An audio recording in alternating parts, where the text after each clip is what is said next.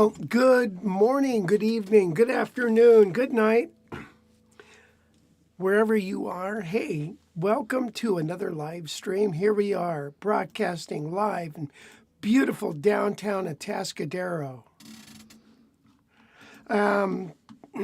It is, the song was called Song from My Father. And since we're not going to be around here for Father's Day, I thought we'd go ahead and do that particular song.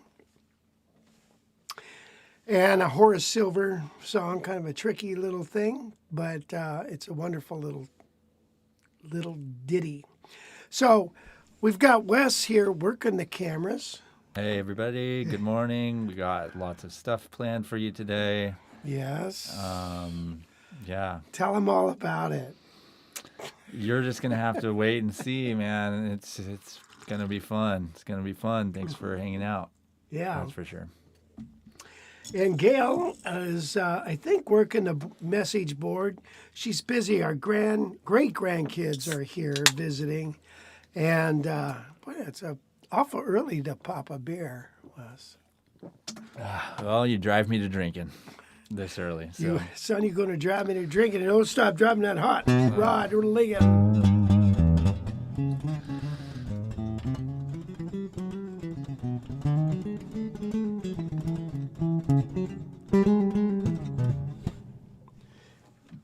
Anyway, that was what was I going to say? I forgot what I was going to say. Anyway, welcome. If you don't, this is your live stream. Please be involved in the messaging and asking questions and what have you. And it sure makes it a lot more fun for us. So, so Father's Day is coming up. I'm going to play my father's favorite song, I think. He passed away when I was quite young. But I'm going to play it in a little while.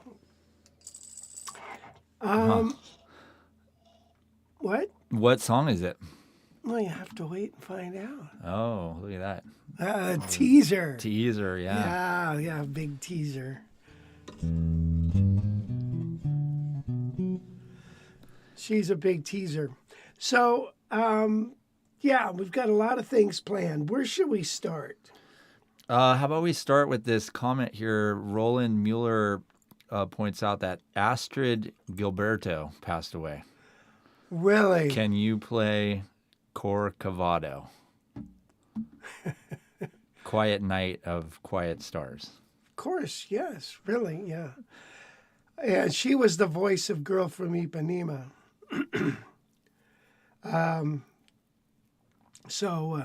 Yeah, sure, we can play that song. Should we play it with a track or just with? Play it in a few minutes.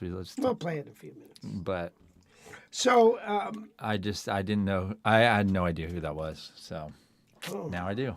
Look at that. I already learned something. Got a sweet voice. We should mark on here the educational tab. Like this is the educational. Oh yeah. Program. Yeah. It is. Yeah. Exactly. So, yeah, boy, this is where you really can find out a lot of good stuff about not much. Right. Also, what am I looking for? Quiet Nights. So. Tom's here, got on the road again here. Don Spain. Pat Evans is back in Fresno. Pat Evans. Needed to warm up from the coast because of so much June gloom. Isn't that the truth? Today is on the first day the sun came out in about a week. Yeah. Good grief. I know it was even out at my house, which I was like, wow, I haven't seen the sun in the morning in a month and a half. I've seen the sun since I don't know when. Jim Ralph's here. How's it going, Jim? Stephen K. Andrew from Smoky, New Jersey. Have you seen the pictures of New York and New Jersey and stuff, how smoky it is over there? Yeah. It's crazy. Yeah, we've experienced that firsthand in living up in the mountains when the whole place is on fire. Good grief. Yeah. Lewis Taylor, Kirby's here. Hey, Kirby. Kirby, what's happening? Jeffrey Boyle, how's it going? Oh, look at Jeffrey Boyle using the new emojis that YouTube just unveiled. Yeah. Anyway, there's a quick question here though already. On the road again said he has two questions. Are you still planning on interviewing John Pisano on the live stream? It's funny you should say that because I just got off the phone with him. I called him because I had got this guitar yesterday. This is the 30th anniversary of John Pisano's. No. No, 30th Nope. Try again. anniversary of what? Eastman guitars started in 1992. So that guitar Oh. that guitar came out last year, 2022, marking the 30th anniversary of Eastman guitars. Okay. All right. Good, good. And this is the John Pisano 480. So we had the 380 on here a few weeks ago that he made. He has a 680, an 880, and now this 480, which I really, really like. I think the guitar, let's do a little demo on the guitar, shall we, Wes? We might as well since we're here. Yeah, and he forgot to point out that the 380 too. I said the 380. Oh, did you? Yeah, you pay attention. Well, he said 880, 680, and now the 480. Well, yeah. All right, so this guitar is a little fatter than most of the other Pisanos. It's 3 inches, 16-inch. It's laminate, but with a curly maple top, laminate sides and back maple, ebony fretboard. And John says, he says, hey, does that have the mahogany neck? Make sure that it's got the mahogany neck. I think it does. It's got the mahogany neck. Although, look at the top of the headstock there. Can you see the grain in there? I don't know what that is. So is that fused together or something? I don't know what's going on there. But, okay, so mahogany, and it's, of course, got the John Pisano frog. When you go to his house, he's got these little frogs. When you get older, and you tell somebody you like something, and then everybody starts buying you that stuff all the time, Like one time I had this wine decanter of Spock, right? And, everybody knows I was really into Star Trek. Then all of a sudden, everybody's buying me dolls and all this stuff. And pretty soon now I've got a whole room full of Star Trek stuff. And it's like, geez. Star Trek dolls. Dolls, not No, like little baby dolls. No, not baby figurines stuff. It was like action figure type thing. Yes, Captain Kirk in a diaper. And dolls. Well, boy. So, yeah, and it's like Gail, likes angels. So all of a sudden now she's got 10,000 angels. Not 10,000. I've told you a million times, don't exaggerate. You know what I really like? Money. So everyone should just start getting me money. I love money. I love the way it looks, feels. All right, well, anyway, let's get back to this guitar. Look at the maple binding on it. Check it out, maple binding. It's got a high gloss finish. Now, I don't know what kind of finish this is. Almost feels like polyurethane. It'd be my guess, but it's a beautiful, and it's got the magnetic truss rod cover. And I love the feel of this pickguard. Sometimes, and I've had this with Heritage, you get a pickguard, and the pickguard just is, even though it's ebony, it's got a weird feeling to it, and I don't like it. So I ended up lacquering over mine on my, what guitar was that? That was on the 575. because it just felt weird. I didn't like my fingernails on there. So, but look at the maple binding on the pick guard. John is very meticulous about his guitars, especially if it's going to have his name on it. And like I said, I was just on the phone with John about 10 minutes before this live stream started.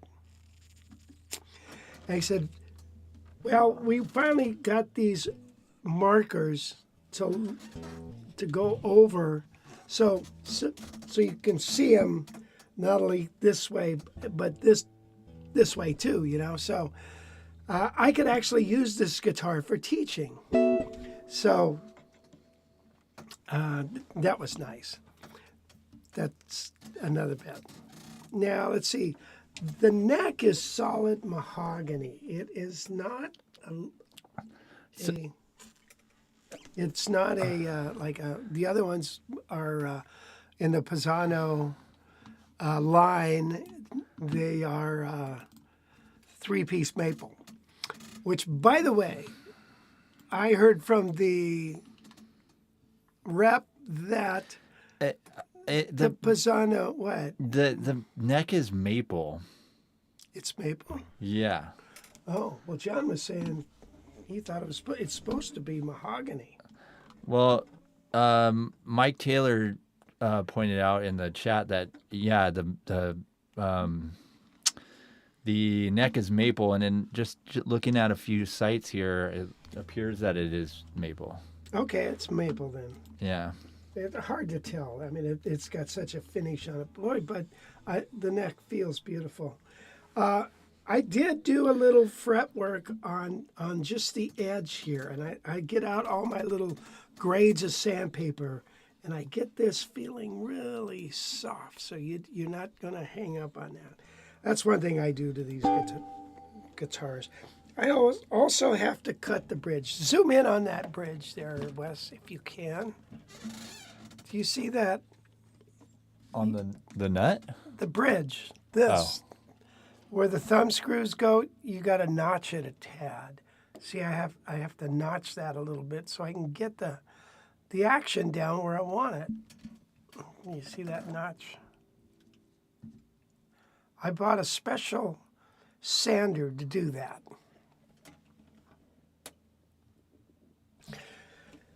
Okay, and then, so I did that. I didn't put the pickup washers under the pickup ring. I felt that this has enough treble. I don't think we need more treble. And that's generally what happens when you do that. So, anyway. So this is kind of like it's very similar to a Herb Ellis. Now, this John Pisano. This is 1 3/4 inch nut width, and it's got a graphite nut. And let's see, it is also 24 3/4 inch scale length. A lot of the other ones are 25. A lot of the Eastmans, most of the Eastmans are 25 inch scale. So, which is in between the two, 25 1/2 and 24 3/4. So it has a broader appeal. Does that make sense? So anyway, let me play a little something on it.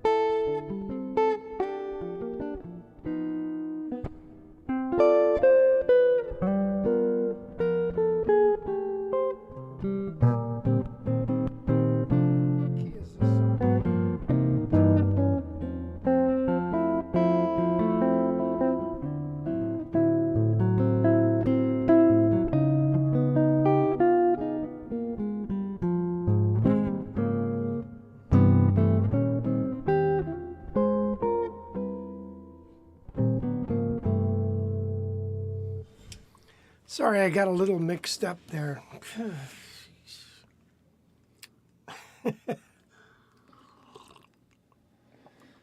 Anyway, So how does that thing compare to the 380? well, 380 is thinner. 380 to me doesn't have. Well, it's a different sound altogether. Both feel good. I like the bigger body of this a little better. The necks, well, I don't know, the 380, it didn't seem like the neck was 1 3/4, although it said it was, but I don't know. This feels a little, to me, a little wider. I don't know why. So if you got fat fingers, it's probably a nice guitar to have. I guess I'm going to offer this up. I thought I probably ought to keep it since it's the anniversary model and all that. And the reason I got it is because it was intended, the two guitars were intended for somebody else. And my rep guy said, hey, I don't know, had something to do with their credit or something. So I said, why don't you take these? Okay, I will do that. So if you're interested in this, give me a jingle. But I want to get another one. We'll have to see if... You know, I always played that song kind of like this. I always go. Then... And that's wrong. It's...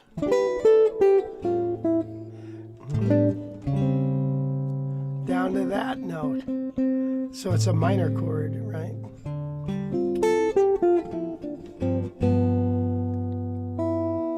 Oh, it's E minor.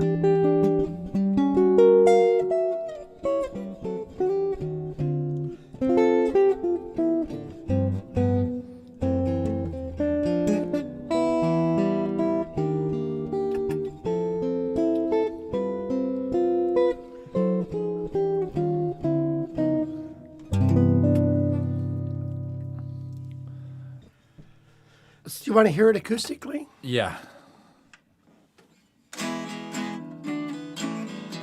That thing's loud. It is pretty loud, isn't it?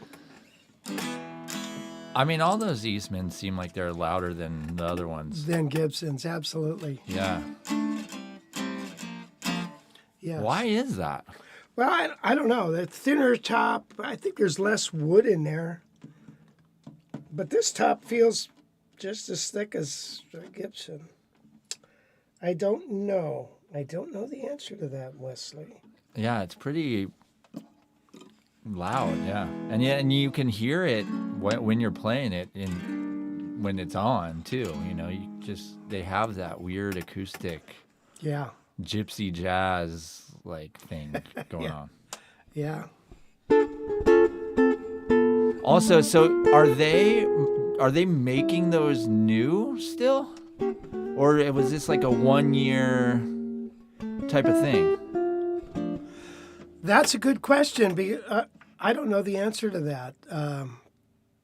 I think they're... I would venture to guess that they're not making those anymore. Well, they're making they're not making the 380. They discontinued the Right. 380, and I think this is going to take its place. Who knows? Well, someone knows. Well, they're over in China if they do. Right. I don't know. It's like John was saying. You know, I talked to a guy, my connection over in China, a guy named Doug, and he's an American that lives there. He's the guy that really helps me with all this stuff because it's hard to communicate to some of these folks.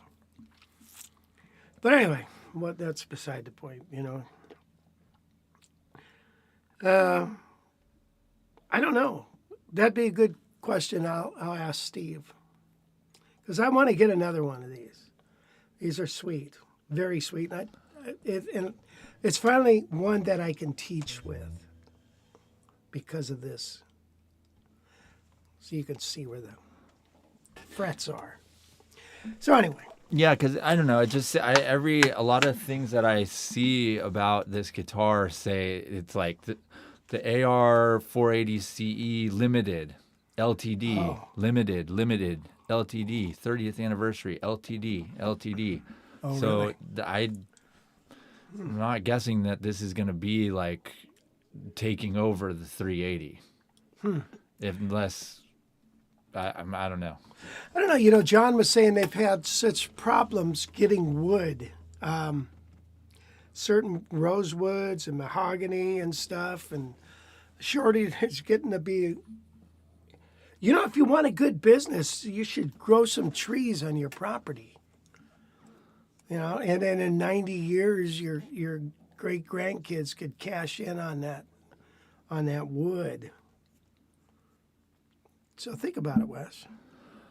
Yeah, with all the property I own, Yeah.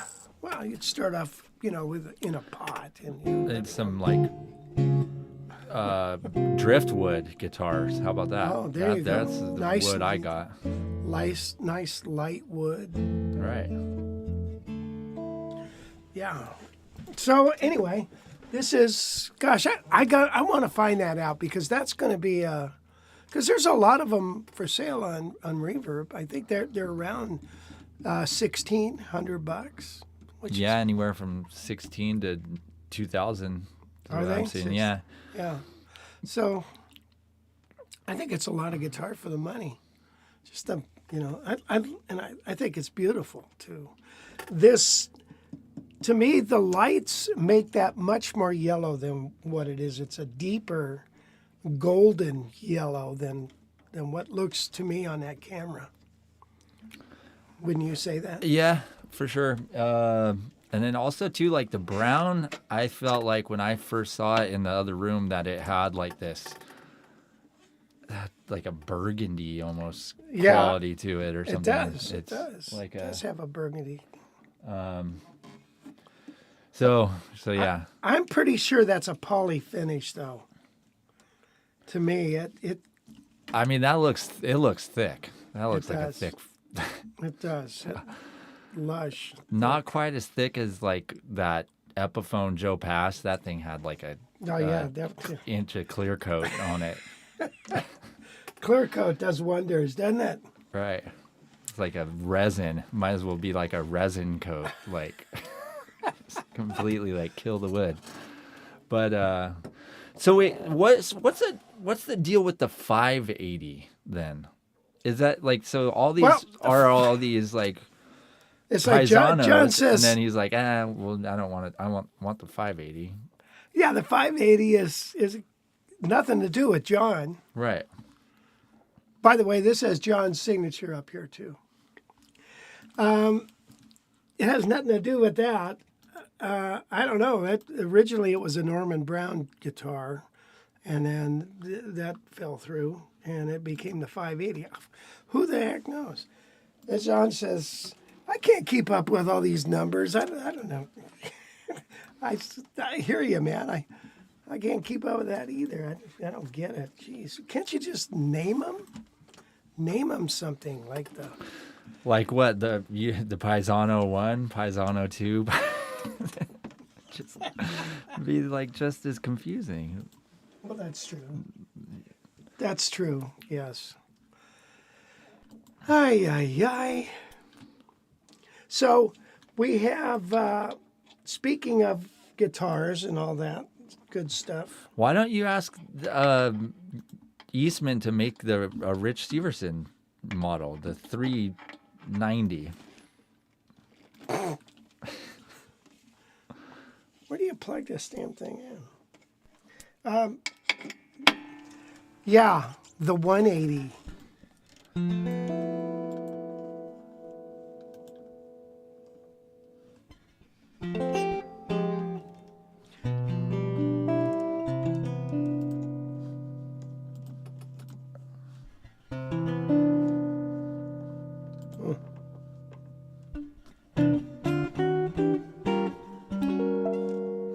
Yeah, yeah, I don't think they would do that.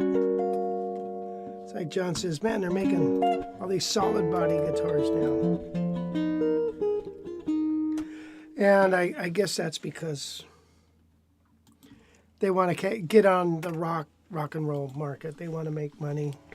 Plus, to build guitars like this, right, you don't build a guitar like this in a day. A solid body guitar, you could probably do it in a day or two, But these, you got to let glue dry and all that good stuff. So yeah, Paulo's here. How's it going, buddy? He's asked, "Are you selling that guitar?" And that's yes. And it's a 3.8 or it's a 480, not a 372. But yeah. I am getting a 372 in. Oh, nice. When is that coming? Well, I guess it's coming pretty soon because I hope it comes before we leave for camp because they just deducted the money out of my account. Well, what's a 372 all about? That's like a 175 clone. Mm. And they're a lot more. They're a lot cheaper. Gotcha. I don't know what. So there are a few more questions here. On the road again. Would love to hear your thoughts on Guild Artist Awards. How much would you pay for one? 70s, 80s models with Rhythm Chief pickups. I don't. I like those pickups, and I have a friend that deals in vintage guitars, and he says those guitars, the Guild Artists, are very popular. They sell really quick. How much would you pay for one? I don't know. They're all over the map. If they're 5, 6, 7, 8,000, 9. Who knows? So they're all over the place. It's all about condition and how bad you want it and how bad somebody wants to sell it, I guess. But I guess you have to decide what you want as far as, some guys want their guitars really perfect. Other guys don't care as long as it plays good. I'm kind of like one of those guys, but I'm going on the perfect side now. But as long as it played well and nothing was wrong with it, it had a bunch of dings, well, then I don't have to worry about dinging it because it's already dinged and who cares at this point. But you get a real nice guitar, you want to take good care of it, and then the first time you put a nice ding in it, you get up from the band and you knock the headstock into the cymbal, and then it leaves a nice little gash there, and your stomach starts to get queasy. You think, jeez. Luckily, it didn't hurt the cymbal.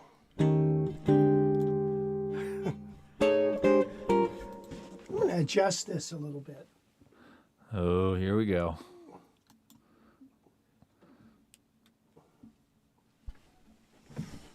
Way better. Way better? I can't tell the difference.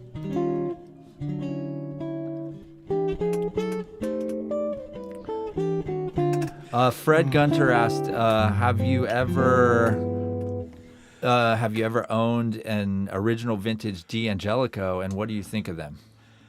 Well, I know Ron Anthony had one, and I got to see his, and I didn't play it, but they're a piece of history there, So, I mean, aren't those like $50,000? Yeah, like the most expensive thing ever? They're up there, yeah, absolutely. When were they made? They were made in the, I want to say they started in like the 40s, maybe late 40s, 50s. I could be wrong about that, maybe earlier. Ron's was one from the 50s, 50s, 60s, I think. And then Acquisto? Yeah, I think he was his student, if I'm not mistaken. But yeah, it's they're a fantastic guitar. But they're beautiful. They're beautiful to look at, and Ron sure made them play nice. By the way, there's a video, and I just saw it the other day because somebody had made a comment on it, and then so I always go through and check the heart button on the comments because I want people to know I read it, but I don't really want to write out a response. There's nothing to say, not a whole lot to say. But somebody had seen that video, which was posted several years ago with Ron Anthony and Barry Swag. And Ron is such an interesting life and such a nice man. And yeah. So anyway, check that video out. I think you'd like it. All right, so what else are we talking about? Well, there you go with Brian asked or says, that Pisano reminds me of the last Gibson that Joe Pass played for the last few years of his life. His was a 175, but slightly thinner than a traditional 175. Well, I thought he was playing Ibanez at the end there. Yeah, I don't know, but yeah, it's a little thinner, half-inch or so thinner. Not as thin as this. This is a little thinner. This is like 2 3/4. It's amazing what a little bit of that much can do. But like I've always said, everything matters on a jazz guitar: the way it feels, the way it sounds, whole 9 yards. Martin, there's 2 requests here. Martin said or asked, would you play what is this thing called Love? Oh, And then I don't know that. Mark Larkin's in the house here. Rich, can you play The Look of Love? Wendy? On your L4. But we don't have the L4 today. But The Look of Love is Mark's. The rook of love is when you're sure. I don't think I have a track on that. I had a track on Corcovado. I should have done that. Look of Love. Look of Love is such a great tune. A, B, C, D, F, G, H, I, J, K, L. Okay, I'm working on it. I don't have that.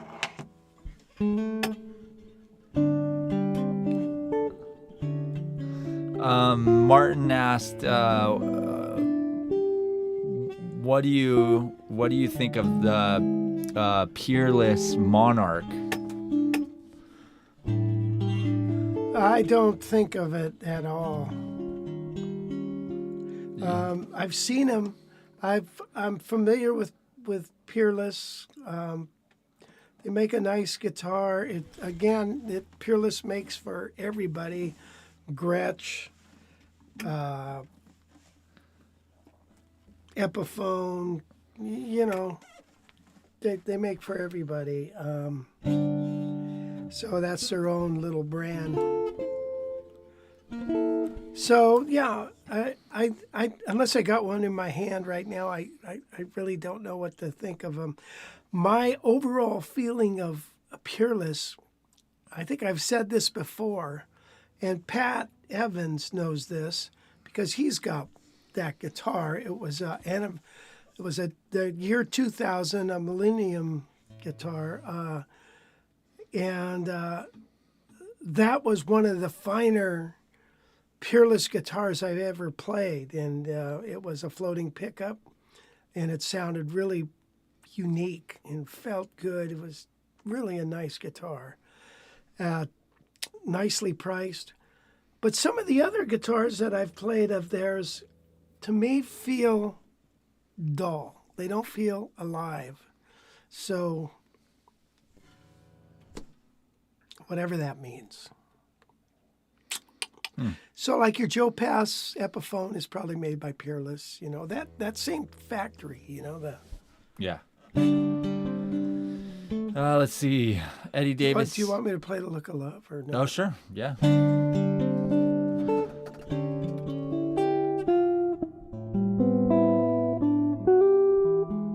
that's why that I kept that.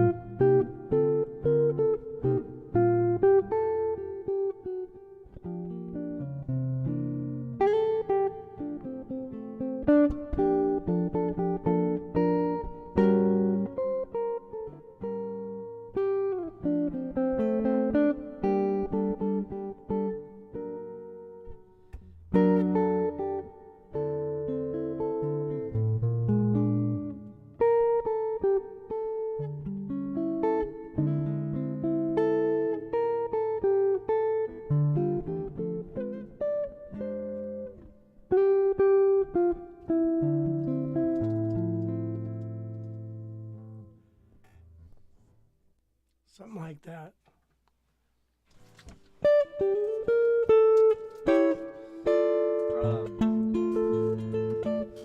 The Rook of Rub is who talks like that? Eddie Davis, Eddie Davis? said he did- watched the Herb Albert documentary this week. John Pisano featured in it. Oh, really? Have you not seen that? Oh, there you go. There's something for you to watch. You know who's a good friend? Other than the Game Show Network. I know. America says.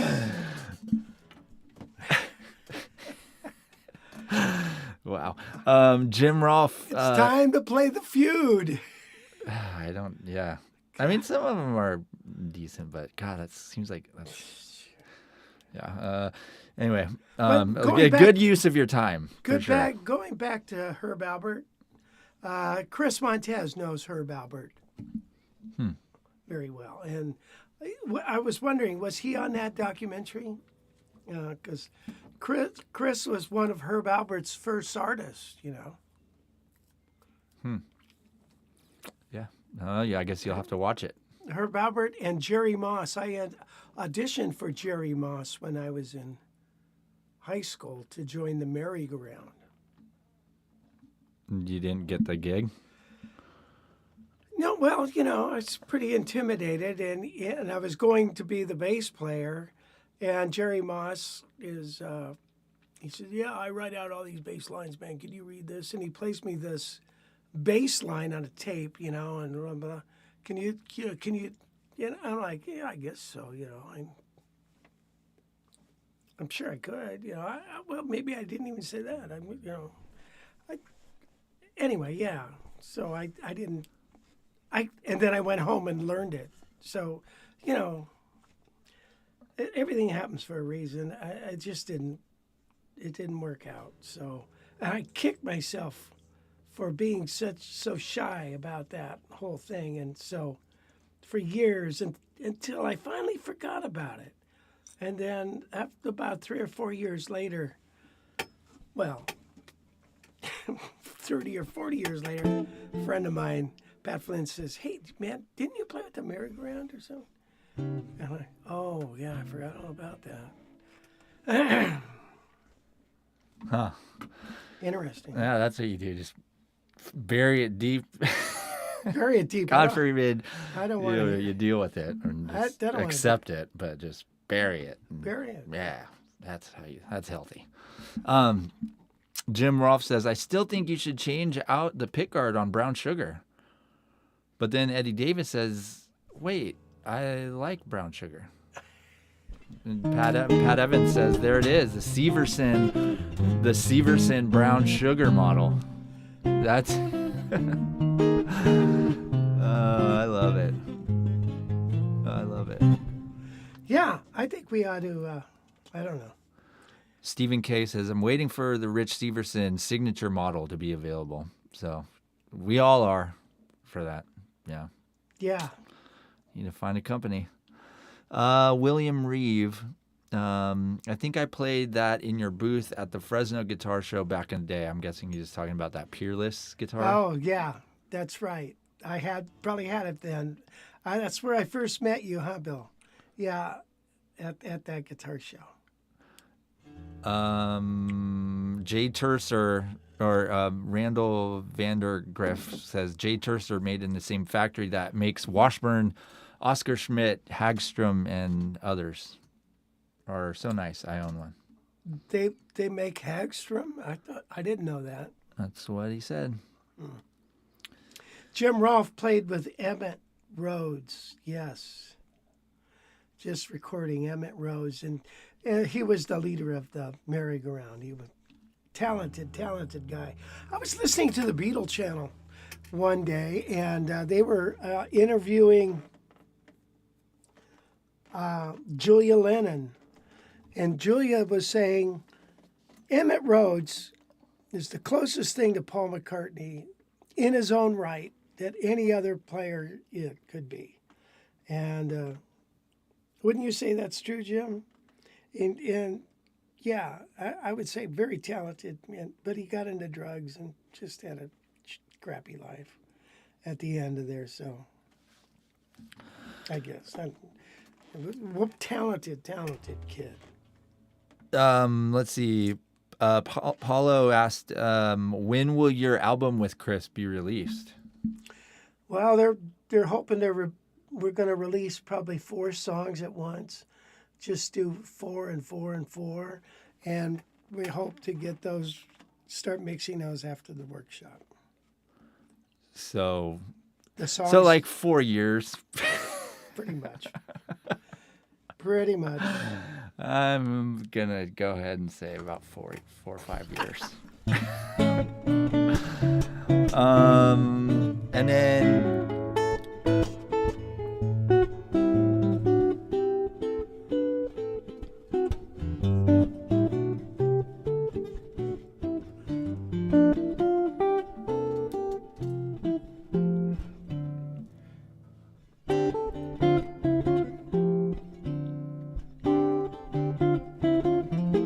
remember that? I do.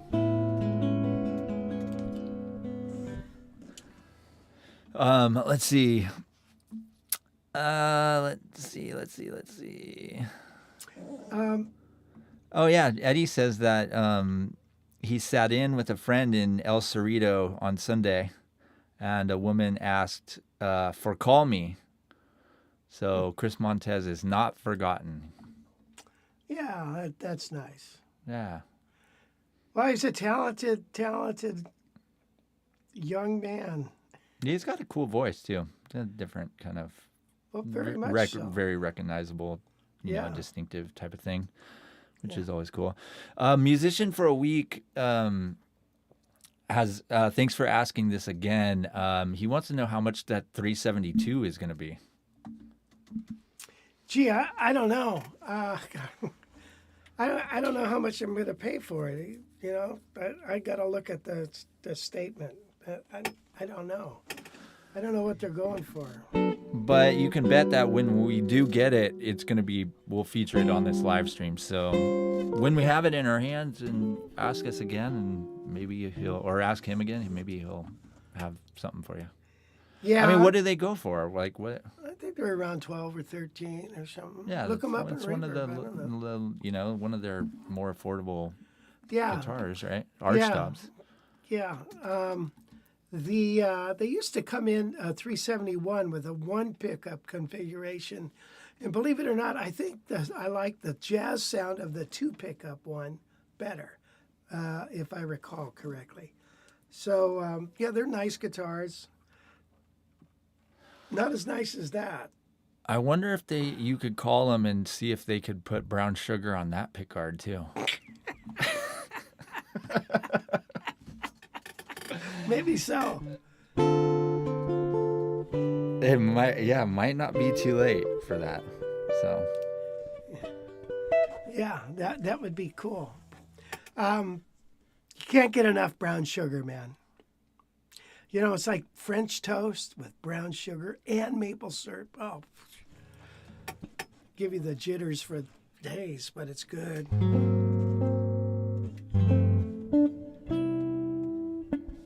Yeah, musician for a week. It'll be a brand new, shipped from the factory over here.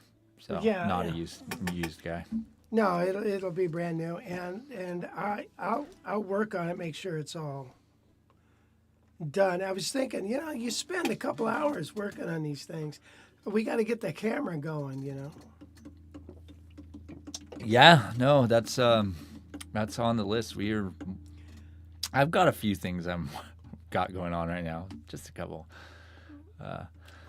Yeah. Well, maybe we can figure that out. Why don't you figure it out, for crying out loud? We got a camera sitting there for nothing. Well, there was something wrong with the audio. We couldn't make the audio work, so I got to figure that out. And that sucked. The audio's not working. So, yeah, I'll figure it out. Okay, so did you see the videos that were posted this week? One was on the ES347. We did one on the Eastman 805, which is gone now, by the way. That went away real quick. One on the Joe Satriani's Blisters, and then the Straight Note Chaser live playing at Puffers. Yeah. That's what was posted this week. So we're going to slow down on posting videos, aren't we? For a little bit, or not? No, not too long. I just am trying to learn more about YouTube and stuff at the moment. Plus, we're launching that new program. I just started an Instagram page. I got all kinds of stuff going on. Instagram, yeah, we're on Instagram now.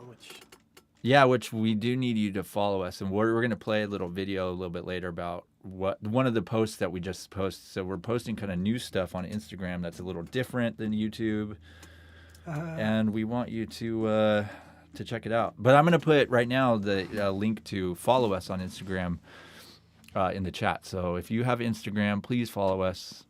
We have, I think, 28 followers so far, but I started it like 4 days ago or something.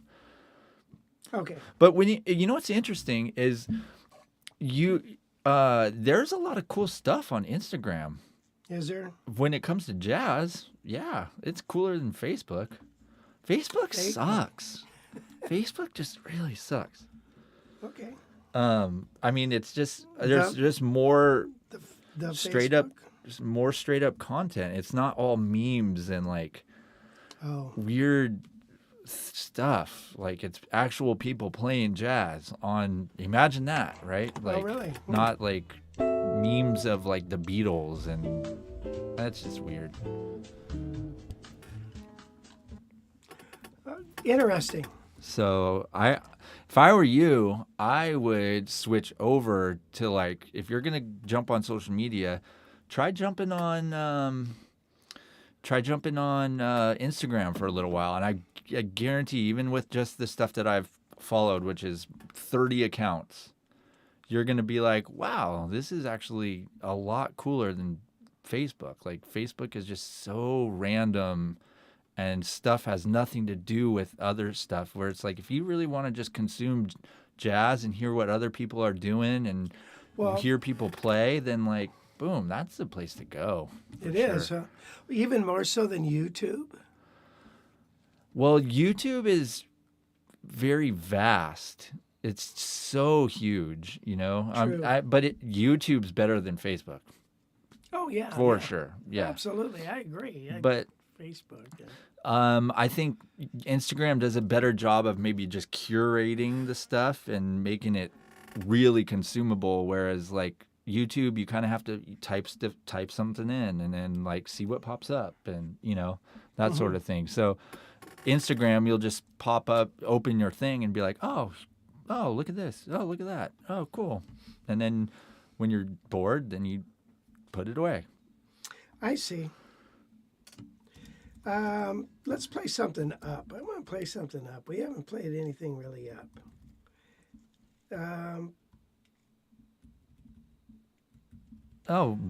Bill Reeve just followed us on Instagram. Thanks, Bill. Appreciate that. Get ready, Wes.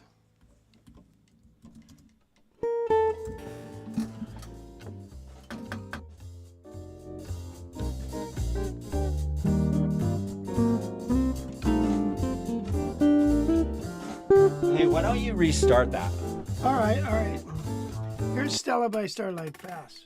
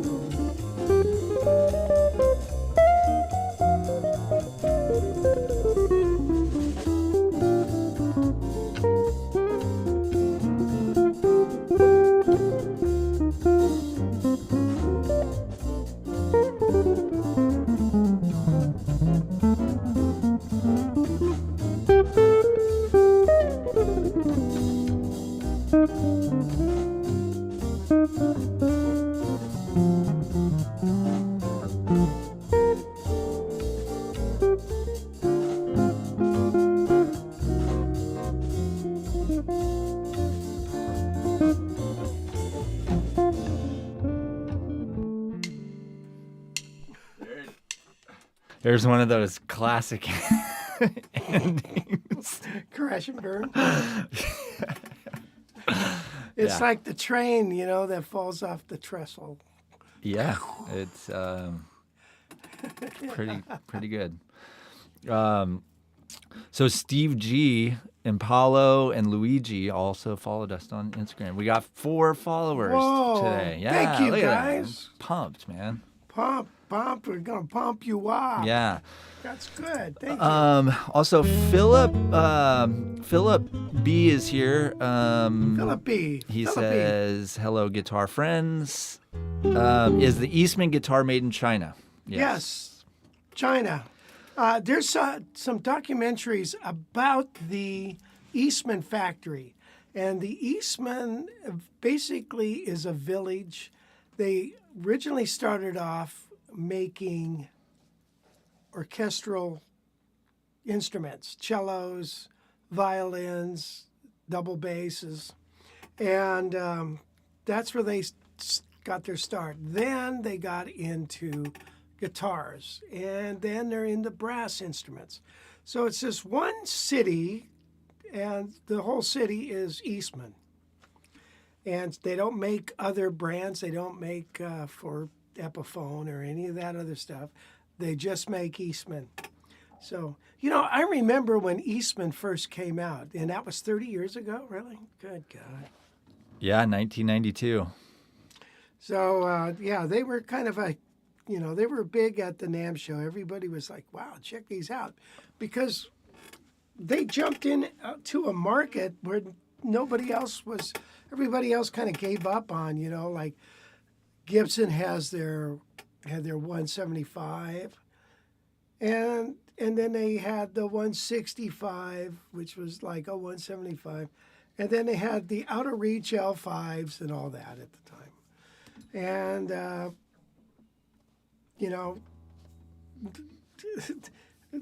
so Eastman came in, and I think they really filled a hole there, so they kind of took off. So, a lot of people don't like the Eastman or China-built guitars. I understand that. I don't like the government, but the people are people. That documentary is pretty fascinating too. The village and stuff is, and they make, man, they really are handmade guitars. That is for sure. Yep. They show these people making them, and they put a lot of time and work into those guitars. A lot of sweat equity, and and they actually get what is it, 20 cents an hour? Well, I think that they actually are one of the ones that pay more than. Yeah. It's not like this. No, it's not a sweatshop like Yeah. Nike tennis shoes. Right. People get so upset about China, and I get it. I get it. What shoes you wearing? What's your iPhone? What TV are you looking at? All made in China. Do you go to Harbor Freight? China. It's all China built. So what are you going to do? But yeah, you're right. Eastman is more of its own thing. It's not like a big giant factory that cranks them all out for lots of other brands. Right. At least, yeah, and like the pictures they show of the actual little town there that everyone's in, it's nice. It's not, Is it? yeah, it's not like this rundown place. It not looks like, cool. like Vietnam. Right. That's from the war, Anyway, Rick Deloya says, Rich West, first time getting to the live stream. Great show, great information, and stellar music. You are our favorite YouTube show. Cheers from Rick. Oh, thanks, Rick. That's real nice. Isn't that cool? And then he said he's looking for a Pisano 880. Are they still in current manufacture? Yes, they are. I can order you one if you want one. It might show up in a couple of years. Well, their stock answer is 6 to 8 months. Right. Of course, they're on a different calendar. They're on the Mayan calendar or something. But yeah. Jim Ruffy says, Jim Ruffy. Despite the pick guard, brown sugar sounds great. What the HMA? You don't play the pick guard. What the hell, my ass? That was a friend of ours at high school. He came to a rehearsal with his Fender bass, and he just had it in his car without the case. And so he said, "Where's your case?" And his response was, "What the hell, my ass? You don't play the case." Yeah, it's very. So we always, that became a saying for us. My kids say it. What the hell, my ass? I was wondering what that meant, and I thought, yeah, so interesting. That's funny. That was Albie Peixoto. Let's see. We got to mention Jack Wilkinson passed away. Oh, do it. Yeah, unfortunately, 78, awful young. Unless you're 30, you look at 78 and think, wow, he's old. Unless you're 92, like like John Pisano, and you think 78, wow, that's young. So anyway, yeah, he passed away. Wonderful, wonderful guitarist. Lived in New Mexico. I think he was the chair at Albuquerque University, or the University of New Mexico in Albuquerque. I've seen him play a few times. A Howard Roberts fan, and just really nice player, man. So if you can look up some stuff about him, be pretty cool. We got a video of him playing somewhere. We got to dig it out. We'll find it somewhere. Anyway, none of us are getting out of here alive. The 610, the Eastman 610 is gone. Sold that. As well, and I didn't think I was going to sell it, and I kind of thought, well, what am I doing? The Gibson Midtown Kalamazoo. Yeah. Bye-bye. Adios. That guitar was, I don't know. I liked it, man. As a matter of fact, the guy called me up, George, wonderful guitarist down in L.A. He said, man, that was the best blues guitar I ever had. Huh. Because you can bend the crap out of the strings because of that short scale. Well, yeah, I mean, but like I said, all that blues that you play, thank God you have that.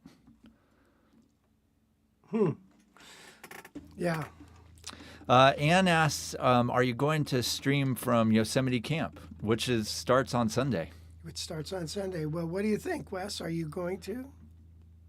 I mean, I'm gonna do something, but the only thing holding me back from saying a firm yes is the internet connection. It takes a lot of bandwidth to and a stable. It's not, live streaming over Wi-Fi is pretty dicey. You kind of need a Ethernet cable to plug into your computer, and if I can get that, then heck yeah. Well, you know what? I do have a 100-foot cable. We got to bring it. Bring it 100%. Well, you're the guy. You bring it. Well, show me where it's at. I'll pack it up. I gotta pack up all this other crap.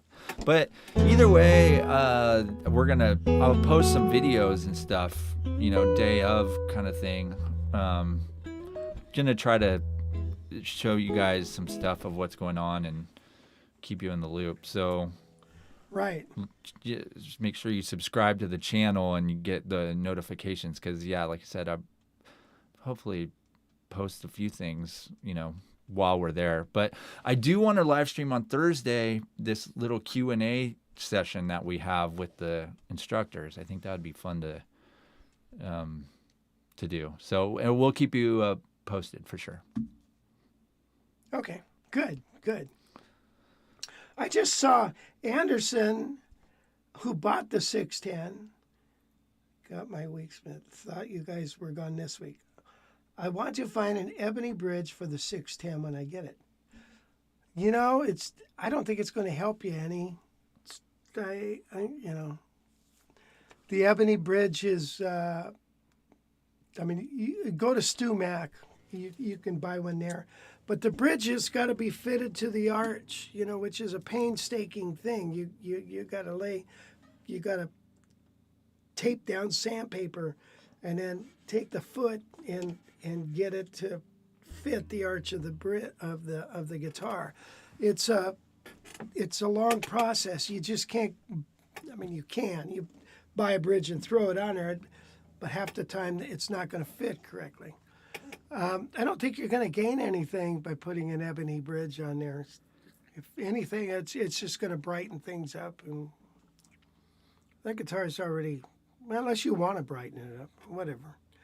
But I don't think, to half the time when you get an ebony bridge, let's say you get it off of eBay or something, it's real cheap, and you think, boy, it's a rosewood bridge that's been stained ebony, so kind of crazy. Huh, nice. He says, okay, I hear you. Yeah, I don't think you need it. Right. Philip B says, I don't have an L5 type guitar. I would like to get one here, but overseas guitars are the only affordable option for a L5 type.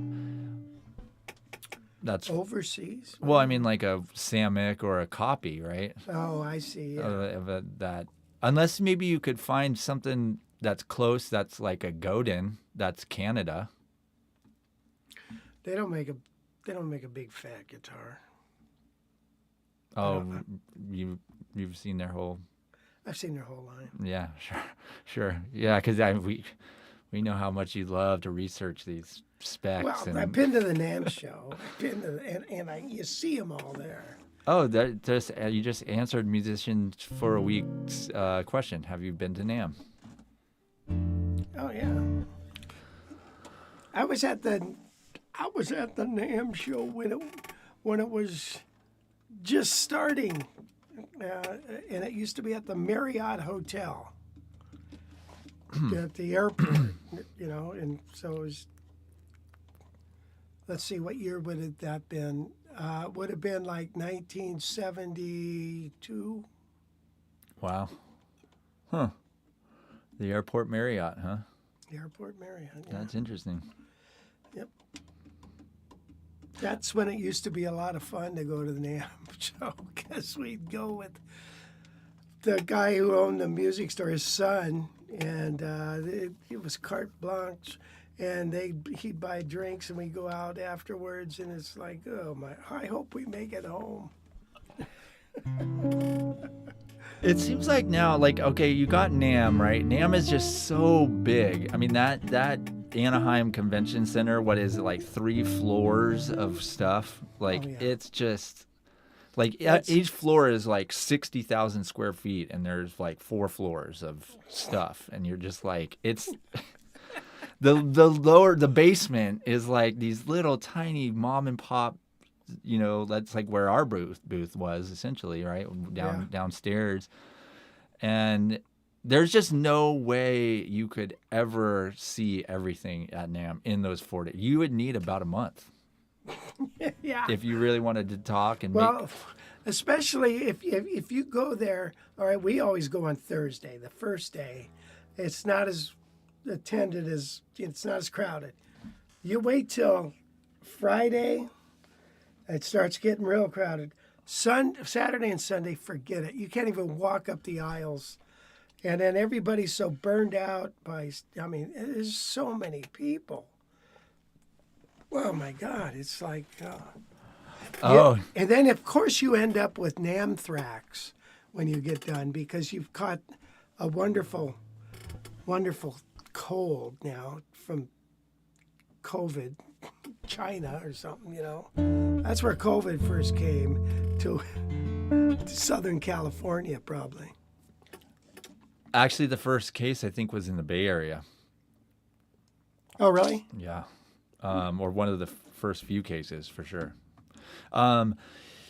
Because I was working there at the time, and it was like, oh God, here we go. Working where? At the TV news station in San Francisco. Oh, yeah. And it was like this, there was a case in San Francisco, and it's like, oh crap. Right. But I could be wrong. So long ago. Anyway. Did you see Amy's on here? I did, yeah. Hi, Amy. But what I was saying about... You got to bring the little boys out here. Yeah. Well, they knock one of your guitars off the wall, too. But what I was saying is, like, isn't it time now for there to be just a guitar-only trade show? Like, yeah, wouldn't you think so? Like, it's just, like, no, like, Roland or, like, keyboards and pianos and drums and all this stuff. It's just guitars. Like, there's enough out there for just that, right? Mm-hmm. I mean, and that would be worth going to, I think, because then, you're kind of... Because, like I said, half the stuff you just don't... You're not going to stop by some piano booth or something, so it's like... Why not just kind of separate every instrument now? Well, what has really taken over too is the DJ. Yeah, right. Good God, they got tons and tons of lights and DJ and lighting and And then there's also then all the software. Software is just huge there. There's so many software things, and you can't even wrap your head around some of them. Yeah, anyway. But to clarify, though, musician for a week actually meant, have you ever been to Nam? Vietnam. Not Nam. The Nam show. Yeah. No, I never. Thank God. No, I wasn't in the service. But I have a lot of friends that were. Yeah, I'm sure. And they didn't come back very good. One without a leg. Another, he blew his mind out in a car, basically, and fried his brain on drugs. Another guy got blown up and was all screwed up. Yeah. In a running over a mine, in a truck. So, yeah. Yeah, nice light conversation. Yeah. Let's see. Philip says, I don't like ballads, but what ballads should jazz guitarists have under their belt for a jam session? Ballads, jazz ballads. Well, I think, especially, Misty. What's this one?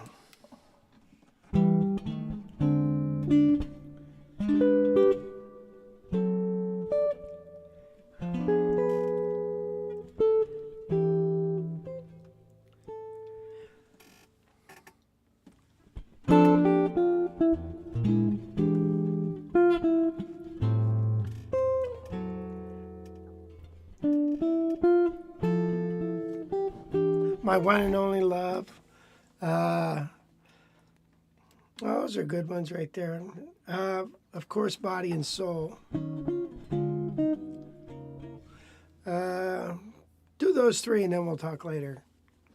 There you go. Let's see. Anderson says, I noticed that the bridge and fingerboard are something called Pau Ferro. Pau Ferro. Have you heard of it? I've never heard of it. Never heard of it. On the Broadway are Pau Ferro, he says. But anyway, Armani's here. What's going on, bud? He says, play that Moonlight Serenade, Rich. We want to hear it. Okay, all right. So Father's Day. So this is the song that was probably my dad's favorite song, I guess. I just remember this one. I have a tape of him at a New Year's Eve party, and it was 1960. Elvis's Blue Christmas album was being played. So I would have been, 9 years old.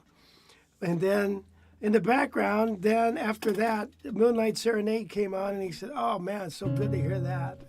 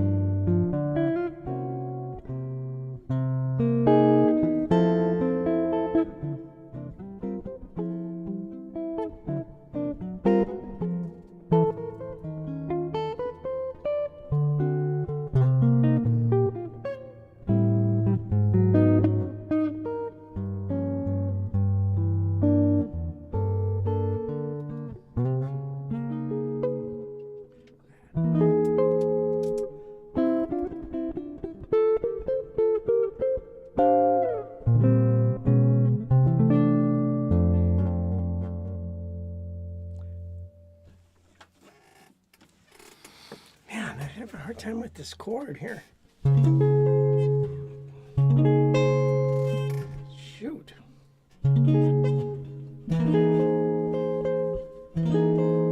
I think the radius on the guitar, I need to switch or something. I don't know. I can't seem to get my finger to do a big bar on that.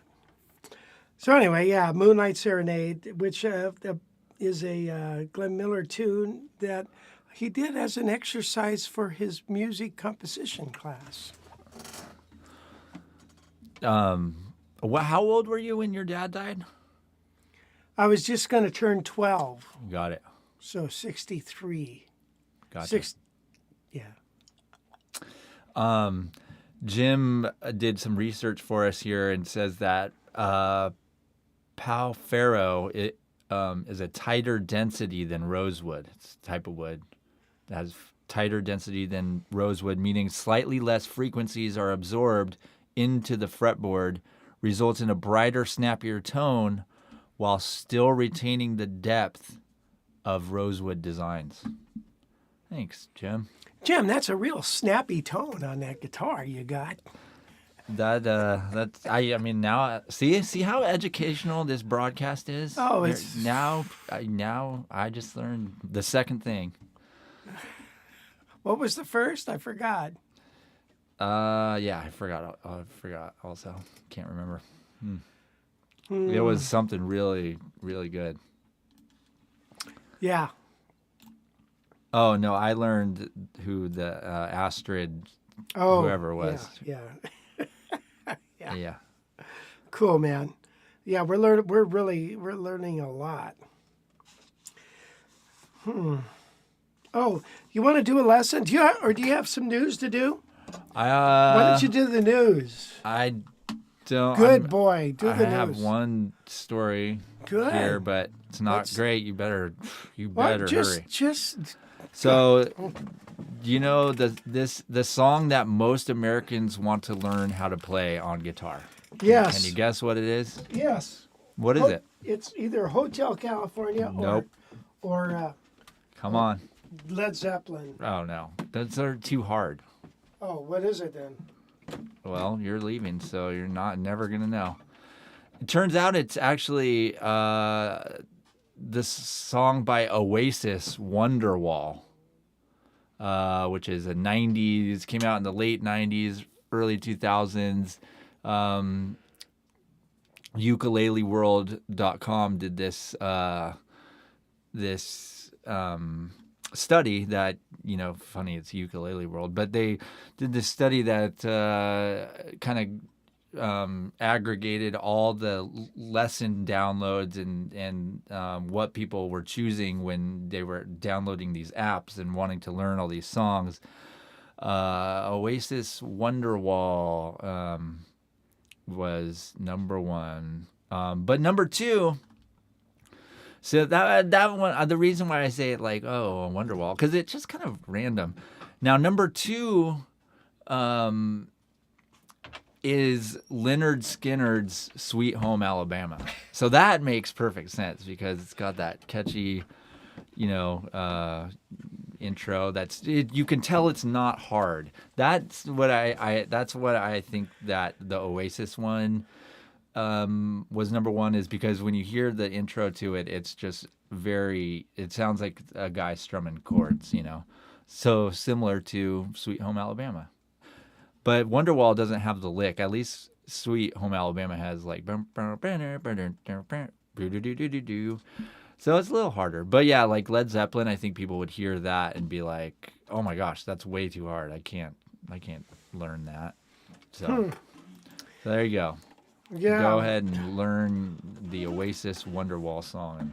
I've never even heard it. Have I? You're my Wonderwall. Yeah, I can't even. Yeah, that that rings a bell. I said maybe I'm gonna be the one that saves me. And after all, you're my Wonderwall. There you go. Thank you. Thanks for that. That's it. Yeah, sweet. Yep. The, someday nobody will play guitar because everything will be done for you. AI will do your own compositions. Will do, hey, make me a song that's got this and this and it. I want a little Stravinsky meets Chuck Berry, and then it mashes it together. And there you go. Am I right or am I wrong?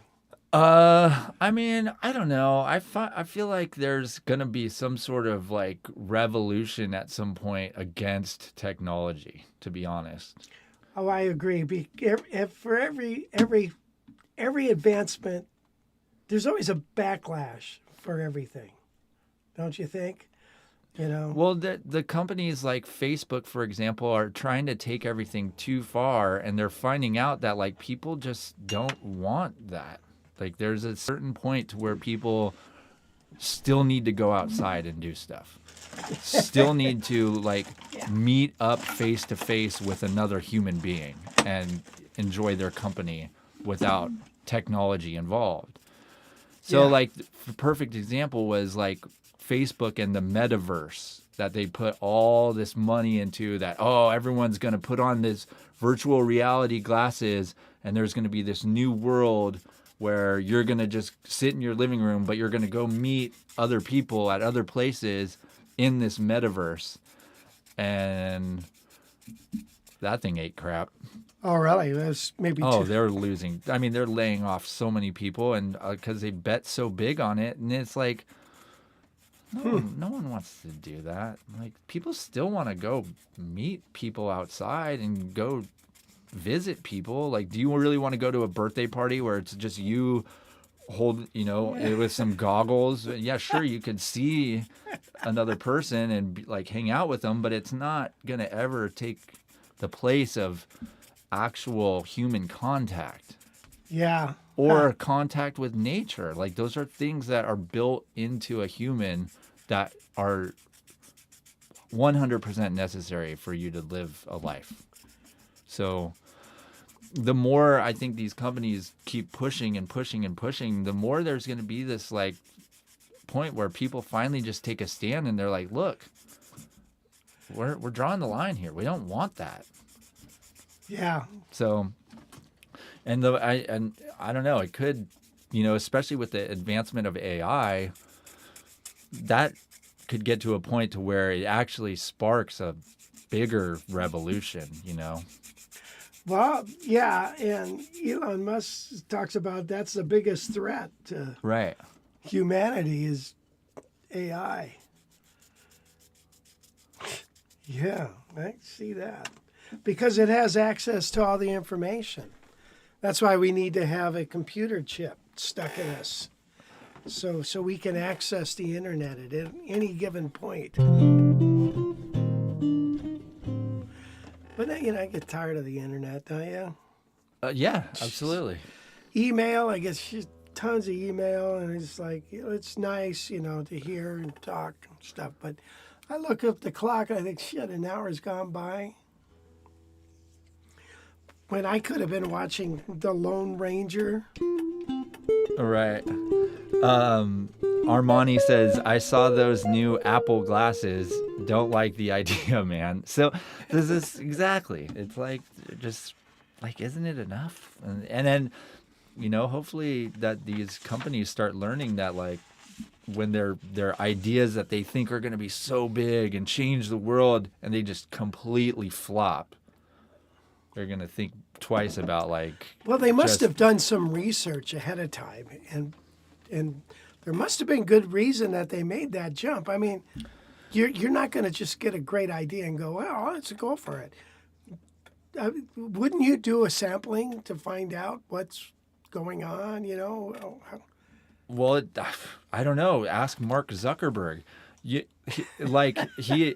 Some of them are probably just so, like, their ego thinks that they have the next best idea. What's the next best idea? I got to think of something new. And like, do you think they really pulled someone and people and asked them? Like, maybe they did, but like, still. Yeah, that's true. It's like these tech CEOs have this, like, they've already created Facebook. So what's next? What's next? What's next? Yeah. It's like at some point you just got to stop and be like, I made Facebook and that's great. Now I'm going to go already have all the money in the world. Now I'm going to go enjoy myself. But it's like they can't even enjoy that. They have to come up with a new idea and the new next thing and the next thing. Well, it's because money doesn't buy happiness. You got to feel like you're doing something to contribute. Well, don't you? neither obviously does the pursuit of more. That doesn't buy happiness either. That's true. So, But I think if they start to feel like they're not relevant anymore or something, I don't. well, I don't that's know. then like, why not just learn how to drop your ego? And like, that's the big problem, right? It is ego. So, I don't know. I've always said the mind is a terrible thing. Yeah, you coined that phrase. Well, it used to be a terrible thing to waste, but it's just flat out terrible thing. Look, we Garrett. have somebody from the Ukraine. Look at hi, Stefan from the Ukraine. Thank you for joining us. What the heck is going on over there? Good grief. We live in a weird world. Hey, I like the sound of the nail file. I do too. So let's do a lesson. Okay? Sure. All right. Let's start from the beginning. So here's what I'd like to do. I would like to present this idea to you guys and see what you think. Because, you know, when we're taught on the guitar, we're always looking at block chords. Everything is a block, right? You know, here's a G chord, here's a G major, here's this. So it's this block, right? Now, when it comes time to comping, block chords are great for rhythm playing, but not so much for comping. Comping is creating melody with your chords.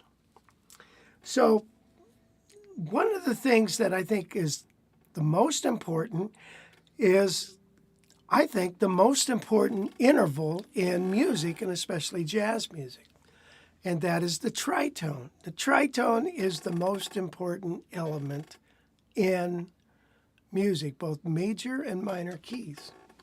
The tritone exists from the fourth tone to the fifth, to the seventh of a scale.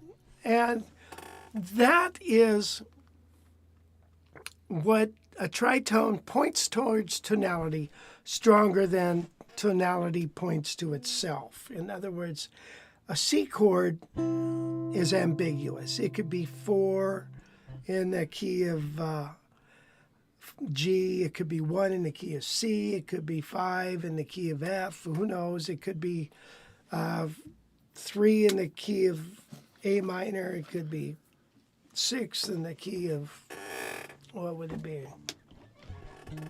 E flat or something, I forget now. So, but the point is, a major chord is ambiguous, but a dominant chord with the tritone that exists in it between now the third of a chord and the flat 7. Here's the flat 7 one in the key of C. Let's go.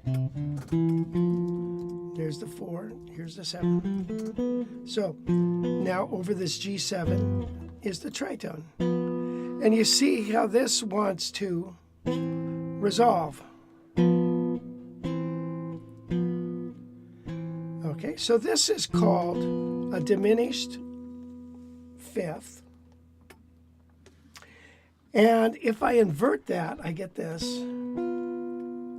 which is an augmented fourth. And this wants to contract. When it's voiced this way, it wants to expand. This way, it wants to contract.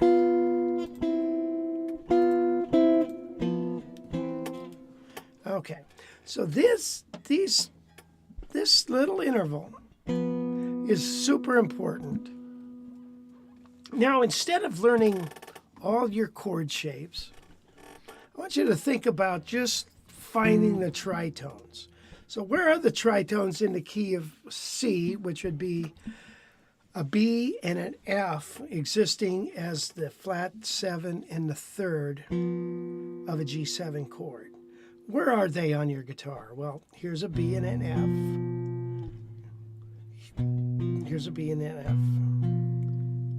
F. Here's an F and a B. Okay, here's a B and an F. Here's a B and an F. Here's an F and a B. Here's an F and a B here. So these are all the tritones, right?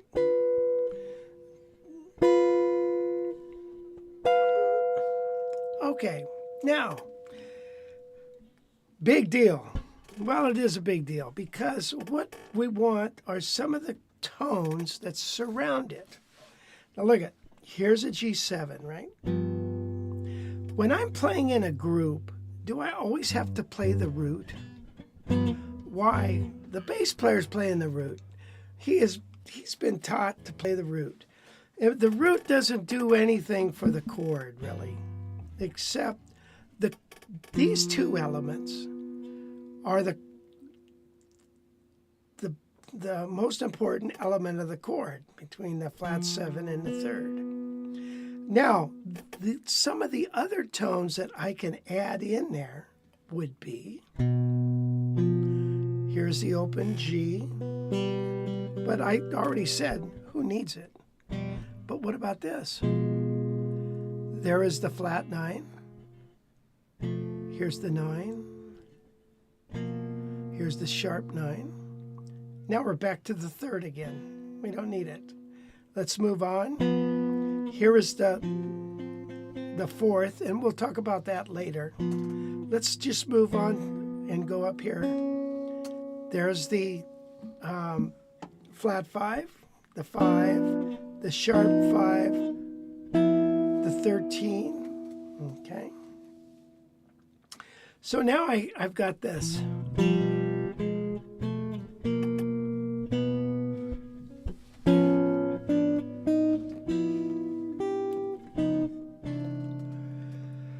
Now I've got some melody happening. Now if I take this, do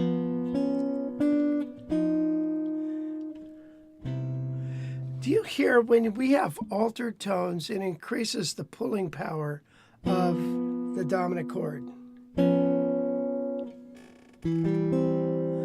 Okay, it makes, this is a rubber band pulled tight and then released, right? I do put this note on top of it. It really wants to resolve. All right, so it increases, you're stretching that rubber band even further. So finding the tones that exist around the tritone is super important. All right, so here I have this tritone right here. And we'll add the sharp 9, or the flat 9, the 9, the flat 9. Now let's take this tritone and let's move it up and we'll invert it. And the way we'll invert it is simply by putting it and moving it up. Put the B where the F is, and now, okay.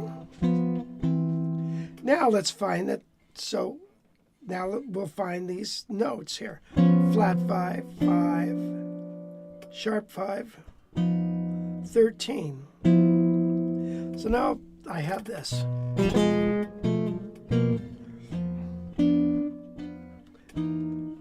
Whoop. Jump up here. And then we'll resolve it. Now let's take this. And we'll move it up to this tritone.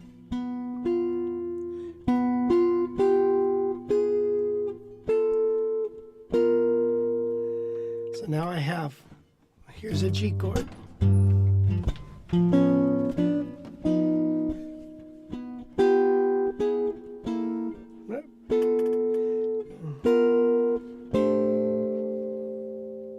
So in our comping, focus on the tritones.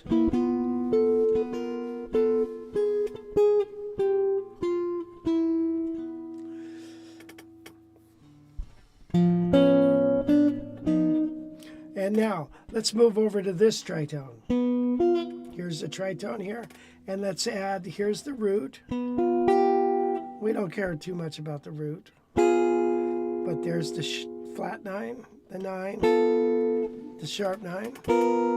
So now I have, and then I can come down here and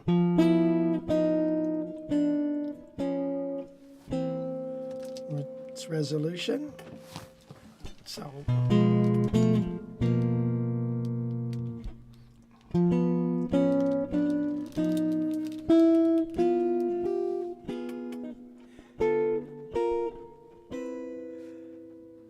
okay, do you see that? So just by finding the tritone, those are the two most important notes of a G7. Everything else you add on top of it is color. So if I got a bass line here, going to C.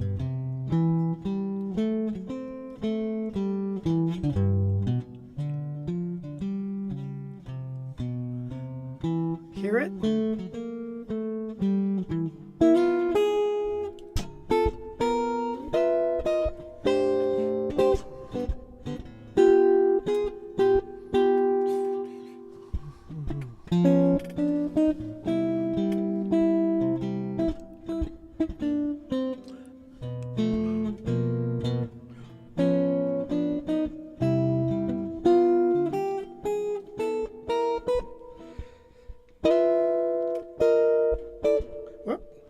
I didn't want to do that. I want to do it like that.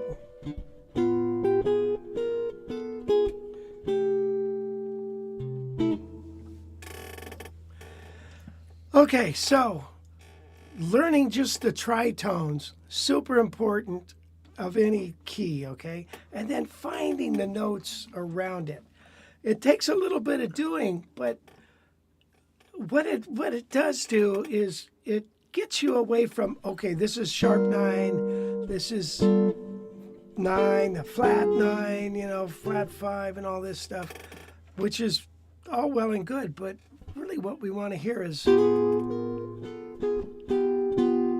want to hear just the tones of some of these altered things. It gives us so much more melodic content. All right, so what's the most important chord in a major, the most important tone in a major chord? Is it the 5th? No. What is it? It's the 3rd. All right, so if it resolves to C, really the note I want is an E somewhere, okay? And then everything else can revolve around that E. So I could go G.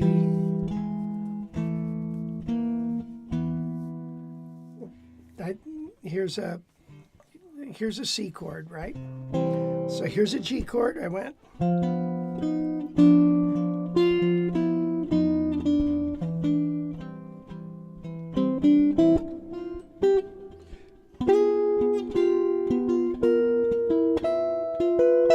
I find an E.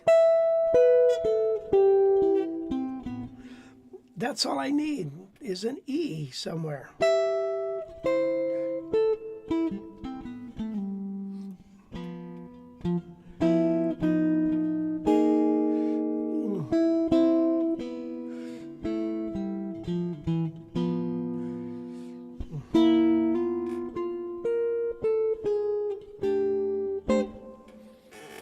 right, same with minor. All right, so before we end this lesson, look at, here's the tritone. That's a G chord, G7 resolving to C. If I take the third of that and raise it up a half step, I get this perfect fifth. That is like the 2 chord. Here's a D minor. Then I resolve it, add a color, and then resolve it. There's an E, right? The bass player's playing the C. So now I have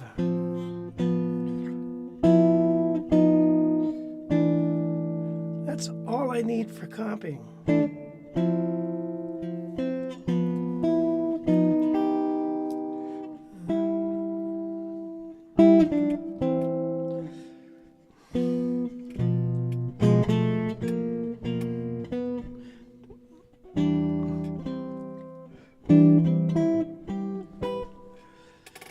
All right, we'll continue with this some other time. Let me know what you think about that. I'd like to hear your comments on that. People liked it. Garrett said this is really great stuff. Anne asked, tritones with the melody on top? Question mark. Oh, well, if, yeah, or underneath, whatever. It's, the fact is you want a tritone. We could put the colored notes underneath it. Well, now I'm into a new tritone.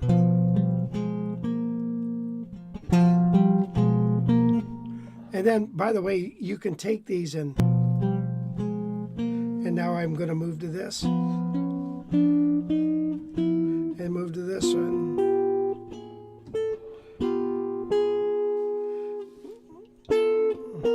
And then move to, where to go? The other tritone. And then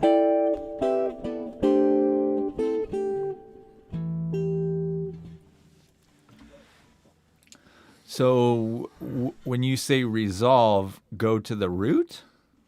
no, to resolve, go to the third of the chord.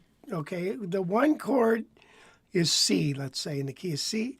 The most important note is an E. Okay, the bass player's playing a C. Okay. So, but the most important note is the E, and then everything around it is colors. Okay, so, yeah, so you take, what you want is this sound. And then if you want to add the C,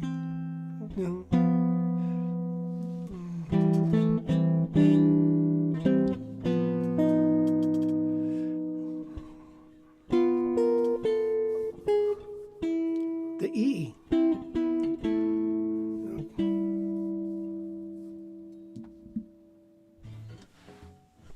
Make sense? Yeah, so Bill Reeve asked or says, would like to explore this using tunes to see it applied. Okay. All right, so let's take, Song for My Father, okay? So what are the changes? The changes are F minor.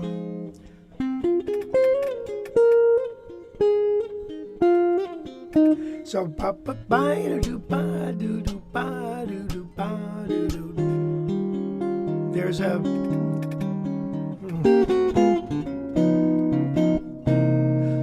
boo ba. So that's the changes.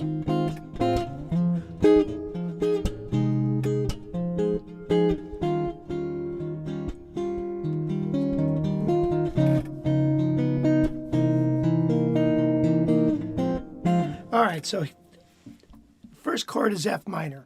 What's the most important note out of the F minor? The minor third, the A flat. And now I'm going to an E flat dominant chord. What's the most important 2 notes? The tritone. There it is right here. And the next chord is D flat. dominant 7 or G7. They're the same thing. They share the same tritone. And then the next chord, C7. Right there. There's the tritone for C7. And then to F minor. What's the most important note? A flat. So here's A flat.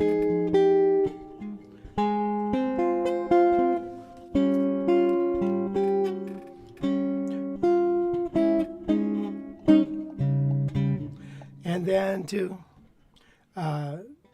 down a whole step to G7,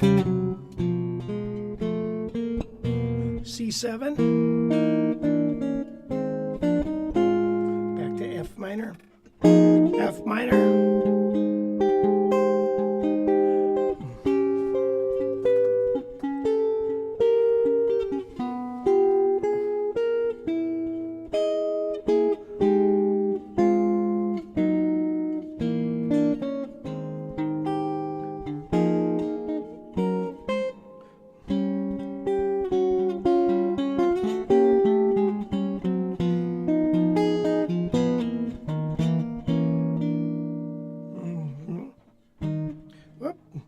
painted myself in a corner. Here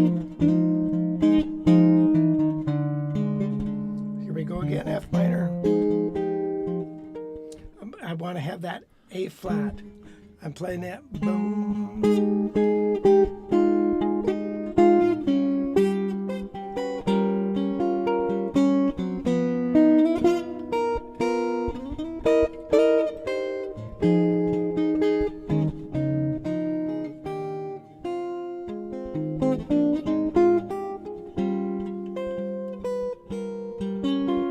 G7, C7, F minor, F minor, E flat 7, G7, C7.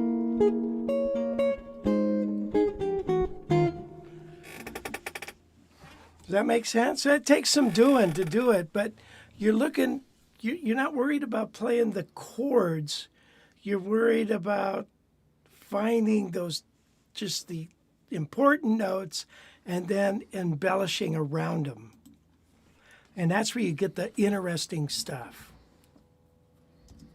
Mick Mac said this was the best lesson ever. Really? Ever. Okay. Did you think so, Les? Yeah, but Al is here with a follow-up real quick, which, hi, Al, we didn't say hi to you earlier, but Al. He never returned as a horse. Oh. Yeah, that's Al. Rich, please explain again why the 4 chord doesn't pull hard resolve to the 1 like the 5 chord. Because within the 5 chord has the tritone.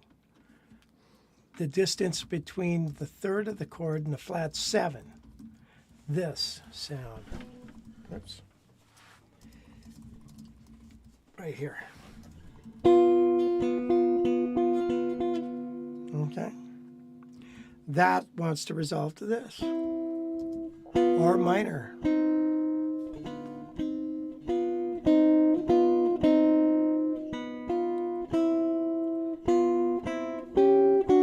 You see how this points towards tonality, right? If I go, you can hear the next note, right? If I go like this, you can hear the next note. Where can you? What is the next note? Oh, guys. Well, actually, that doesn't work because I've got this tonality in my head. By the way, that's something I should point out. This tritone for G7, right, shares the same tritone as D flat. A D flat resolves to G, right? this tritone can resolve to C. So, because it shares the same tritone, it could resolve to A flat or to G flat. So the tritone can resolve to the one chord either, and then also to a one chord that is a flat 5 away. So it's kind of a little confusing. So Mick Mac said, so to make a 4-chord powerful, could we play the 5 of 4? Yes, you could if you play the 5 of 4. All right, so the 4, that's kind of like a blues harmony where you have 5 of 4. Okay, I'm in the key of C, right? So the 5 of 4, if I'm in C major, if I turn that into a dominant chord, now that wants to resolve to F. So now it brings out the tonal center of 4.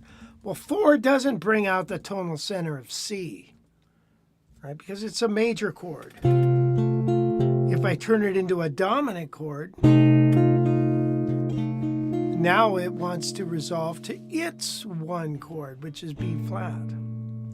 Now, that's completely different than blues harmony. Blues harmony is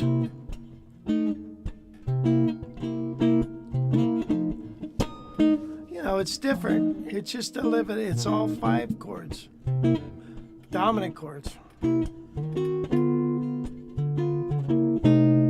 Some of those things apply, but not, it's a different animal, blues harmony. Or rock and roll, rock harmony. Yeah, well, that's a question that Foxtrot asks is, can this lesson apply to different types of music, classical, rock, blues, ? I've heard this type of movement in Tommy Emmanuel, Chet Atkins, Beatles. Yeah. It can apply to anything you can stick it in, so, yeah. So yeah, the point is to try to look at chords just a little differently.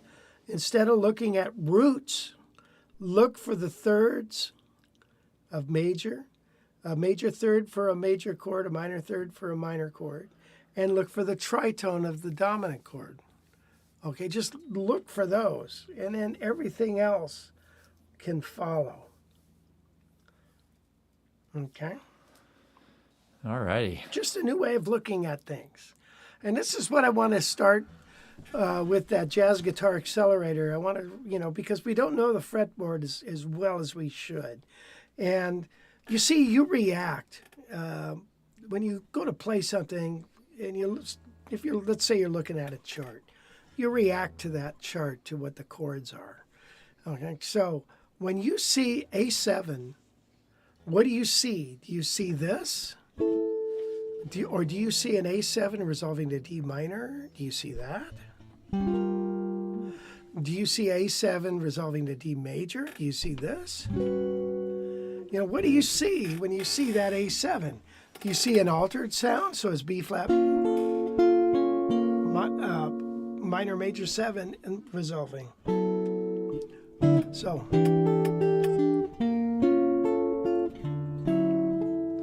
it's what do you see? So you have to build in these reactions to what you're thinking, and takes some doing, but it's not impossible. And we hope to accelerate things by giving you a bunch of exercises to do that. And so that's what is going to make that course different. And of course, it's geared to somebody's individual wants and needs. Yeah. Plus it's not a course, it's one-on-one coaching. True. That's yes. the biggest thing. That's the biggest. But Ann did ask, you don't have a lesson on this, do you? At the library right now? No. Yeah. So that was pretty extensive, though, what you just went over. So you can hopefully rewind and. Let's see. Cool Cat said, by the way, is there stupid questions here? No, there's no questions stupid. No, They're all stupid. I mean, I don't know. Mick Mac said he's waiting to be accelerated. Well, Mick Mac, we're going to be calling you here in the next week or so. Yeah. Yeah. Okay. Well, I'm gonna reach out to you. I think maybe. Also, one last thing, because we're kind of wrapping it up here, aren't we? You're gonna play another song. People are Musician for a Week asked, could you play The Very Thought of You? You know, I don't know that well enough to sit down and play it. Gotcha. Cool. I don't want to embarrass myself any more than I already have. Yeah. Did you already email us? I can't remember if he was the one of them. But anyway, here, I'm going to put the email in there. And Bill Reeves is interested in the accelerated path as well. So we'll have to jot your name down. So, yeah. Did you want to show him that video? You want to do that? Sure, why not? Show him the video. I'll look for a tune. Okay. Yeah, so this is a video that we just put out for the accelerated program. It kind of walks you kind of through what the kind of stuff that you would be learning. Sorry, hold on. Not fully prepared for this. Stand by. Get with the program. All right, let's see if this works here.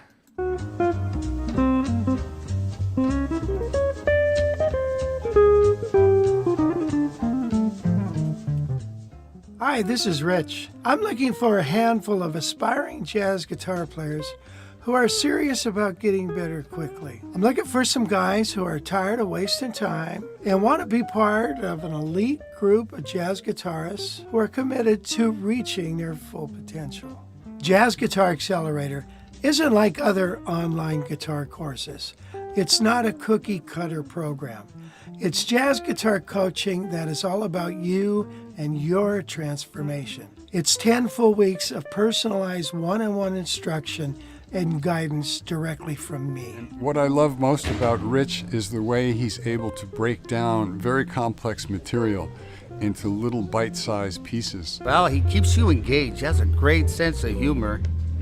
He's very knowledgeable, and he breaks it down to you, and he demonstrates verbally and on the guitar too. I mean, he's a good guy, good teacher. His teaching style is it's very laid back. Like, he really has the ability to answer the questions pointedly and directly, but it's not so technical that it goes over your head. I'm looking for guitar players who want to stop settling for average and are ready to push themselves to new heights. Are you ready to prove that you're serious enough for Jazz Guitar Accelerator? I bet I have put between 15 and 20 of his little simple solos into my fingers and my head. I think what makes Rich stand out from other guitar teachers is his years and years of experience. He gives you the fundamentals and the basics and the techniques that you need to improve, and he takes you from wherever you're at and can recognize how you can progress and gives you a learning plan and the tools to on your own to progress and really advance in your skill and knowledge. Again, I'm looking for just a handful of students. This isn't for everybody. You have to be passionate. They say what makes a great teacher is a great student. I'm looking for just a handful of great students. So if you feel you're one of them, why don't you book a discovery call now and let's see if this is right for you.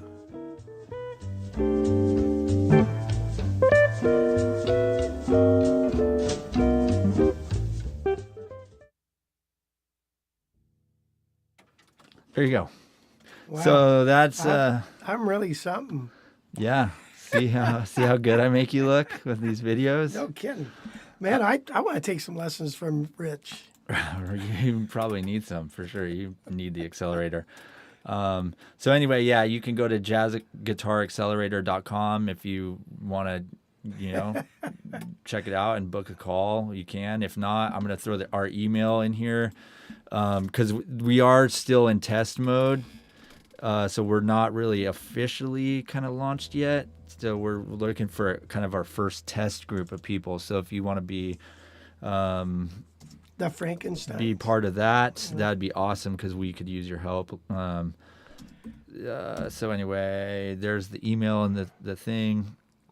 And then real quick here, Cool Cat says that his stupid question was, what is a tritone? Which someone else asked that. So what is a tritone?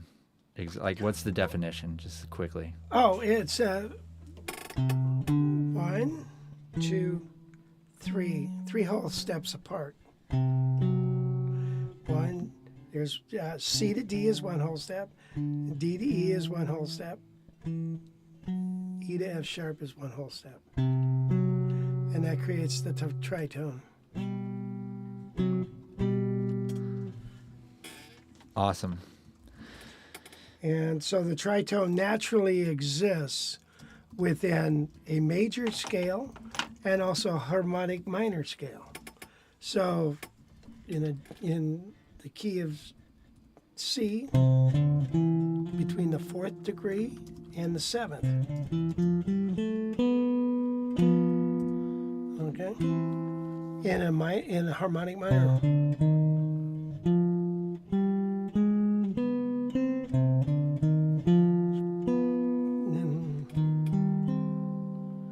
Okay? So anyway, let's And say goodbye. yeah, so real quick, and how to sign up. Like I said, we're still in test mode, so we're not really sure yet exactly like on how we're doing the exact sign up type of thing. So email us and we'll reach out to you and we'll have a conversation. Same with the price. We're still TBD. That's all I can say. Is that a new? I got a lot of work to do. That's all I could say. You get with the program. Yeah. Anyway, yeah, I am. It's time for lunch, right? Oh man, I was gonna run first. What is this?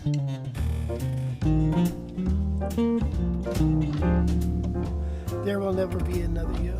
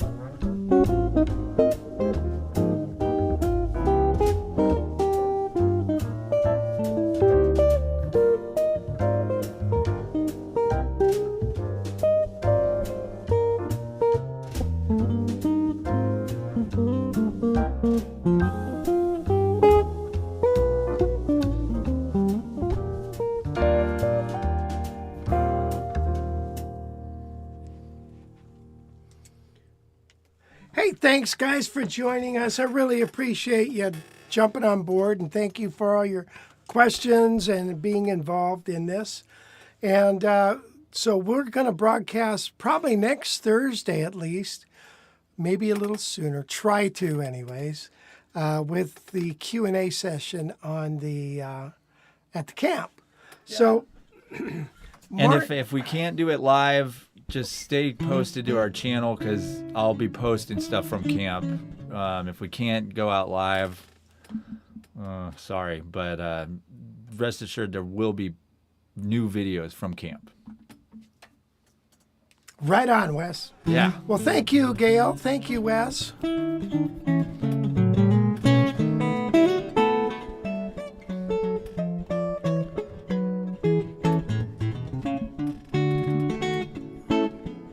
This is the sign-off edition.